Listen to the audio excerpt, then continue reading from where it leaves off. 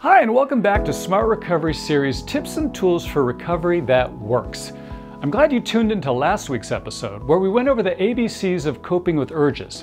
On this episode, we're going to go deep dive into another great smart recovery tool called the CBA, or cost-benefit analysis. Each of us runs cost-benefit analyses in our own heads every day to help us make decisions about our lives. They're so common and in fact so mundane that we hardly even realize that we're doing them. For children, the ability to correctly judge short-term versus long-term gain is a central part of growing up. But as we get older, and it comes to whether or not we decide to use alcohol or drugs or do things like gambling or overeating or whatever your issue is, the ability to step back, grab a pen and paper, and do a more formal cost-benefit analysis like the one we're about to do today can make a huge difference in whether you succeed or fail at your recovery. So let's start the exercise. The CBA is comprised of 4 questions where you write down the answers on a grid. The first question asks, what are the advantages of using or doing your substance or behavior of choice? As in, what do the benefits and rewards of that behavior look like to you? Next to it are the disadvantages of using or doing, namely the risks and costs associated with that behavior. Skip to the bottom left where you'll see the list of advantages of not doing or using. And next to that, the disadvantages of not doing or using. So now let's just fill in your CBA. It works for any substance or behavior, but today let's just go with alcohol as an example. Some of the advantages of drinking alcohol could be general sense of euphoria, happiness, less social anxiety, your worries just disappear, you feel funnier, looser, hipper, trendier, smarter, sexier, and for all intents and purposes, pretty invincible. But now the disadvantages, like a massive hangover, embarrassment about the crazy things you said while you were feeling so funny and invincible, the fact that you can't remember most of the evening, or driving home drunk and endangering innocent people. Oh, and let's not forget the damage that you're doing to your liver. Take a moment to look at the answers on the top row. I mean, quite a stark contrast between advantages and disadvantages, right? Now let's move down to the advantages of not drinking alcohol. You feel more clear-headed, you show up on time for work, you save a ton of money, you get a lot of stuff done, you're more authentic with the ones you love, and you're more honest. And in the last quadrant, list the disadvantages of not drinking. Maybe your friends think you're uncool for not partying with them. You don't get that escape from reality that alcohol sometimes gives you, or a break from the problems of social anxiety or just general anxiety.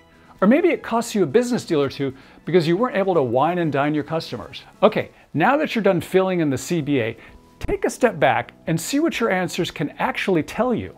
One of the biggest and most obvious takeaways from the top row is that the advantages of drinking are temporary, very short term, and in many cases, totally imaginary. Euphoria? It's totally short term. It ends when you fall asleep. Your anxiety probably comes back the second you wake up. Worries too. Were you really funnier last night, or did you just think you were funnier because you were all drunk? All those feelings of being sexier and trendier and whatever, they're all imaginary and short term. They evaporate as soon as you sober up. Now, in stark contrast, the disadvantages of drinking are quite tangible. They're not imaginary at all, and the effects are definitely longer term. The jobs that you'll lose for good, the damage to your long-term goals, strains in your personal relationships, lost friendships you'll never get back, fighting, not to mention what you're doing, sometimes irreversibly, to your long-term health. And the big balance between long-term and short-term takeaway continues on the second line, albeit in reverse. The advantages of not drinking are, again, long-term, meaningful, tangible, and beneficial. A better, longer-lasting, more lucrative career, meaningful, real, and authentic relationships built on trust instead of lies. Not to mention the fact that not only do you feel healthier, you are healthier. And the disadvantages of not drinking, what few there are again, imaginary, fleeting, and short-term. Do your friends really think you're uncool when you're sober? Or are you just imagining that? Shouldn't your friends really value you for who you are as a person, not how much you drink? And okay, you can't escape from reality.